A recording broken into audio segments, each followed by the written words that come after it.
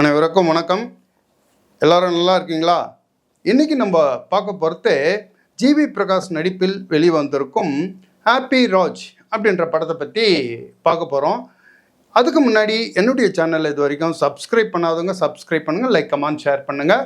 வாங்க இந்த படத்தினுடைய கதை என்னான்ட்டு பார்ப்போம்.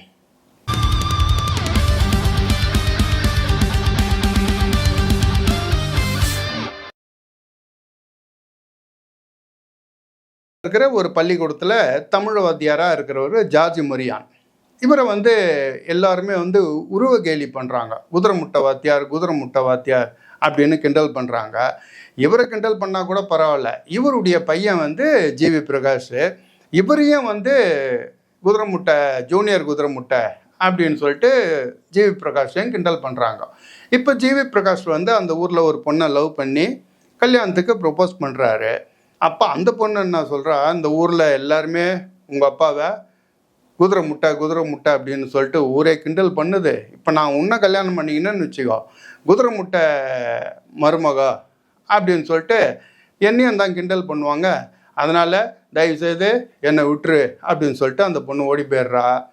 இப்போ ஜிவி பிரகாஷ் பார்க்குறாரு, இந்த ஊரில் இருந்தால் நம்ம அப்பாவை கிண்டல் பண்ணுற ஜனங்க இருக்கிற வரைக்கும் நம்மள ஒரு பொண்ணு கூட காதலிக்காது, கல்யாணமும் பண்ணிக்காது அப்படின்னு சொல்லிட்டு இவர் இங்கேருந்து பெங்களூரில் ஒரு ஐடி கம்பெனியில் போய் வேலைக்கு சேர்ந்துடுறார்.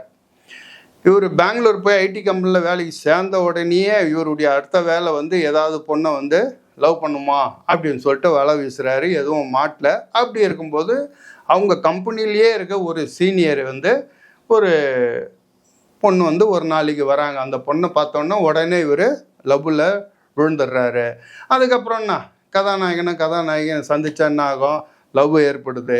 லவ் ஏற்பட்ட உடனே எங்கள் கதாநாயகி கௌரி பிரியா அவங்க என்ன பண்ணுவாங்க, அவங்க அப்பா கிட்ட போய் விஷயத்த சொல்கிறாங்க. அவங்க அப்பா பையன் ஐடி டிபார்ட்மெண்ட்டில் நல்ல டேலண்ட்டாக இருக்கிறான், சரி ஓகே அப்படின்னு அவரும் சரின்னு சொல்லிடுறாரு.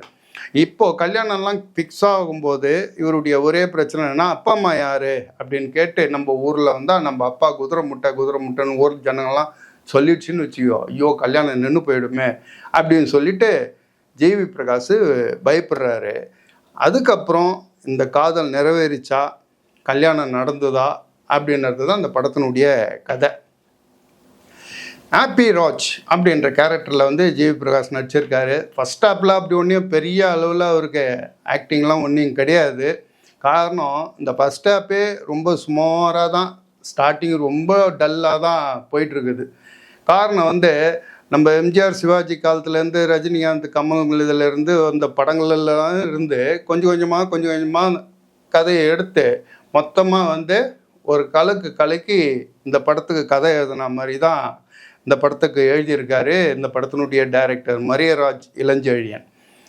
ஆனால் ஃபஸ்ட் ஹாப் கொஞ்சம் ஸ்லோவாக இருந்தாலும் படத்தினுடைய கதாநாயகி கௌரி பிரியா இன்ட்ரடியூஸ் ஆனதுக்கப்புறம் படம் ஓரளவு, அவங்க அறிமுகத்துக்கு அப்புறம் ஓரளவு கொஞ்சம் பார்க்குற மாதிரியே போகுது படம்.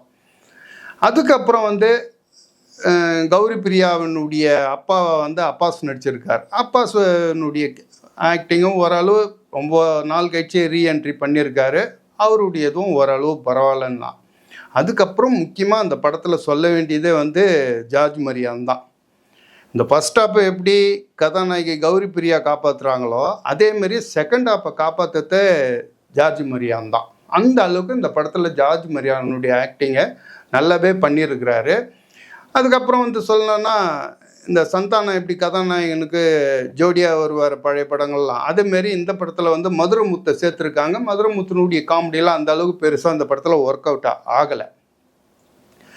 அதுக்கப்புறம் இந்த படத்தில் குறைன்னு சொன்னால் என்னன்னு கேட்டிங்கன்னா, அந்த படத்தினுடைய கதையே குறை தான். ஒரே லாஜிக் இல்லாமல் காதில் பூ சுற்றுற மாதிரியான கதை. இப்போ ஜார்ஜ் மரியான் என் பையனுக்கு ஏன் பொண்ணு கொடுக்க மாட்டேன்ற அப்படின்னு சொல்லிட்டு கதாநாயகியுடைய அப்பா கிட்ட போய் சண்டைக்கு போகிறாரு.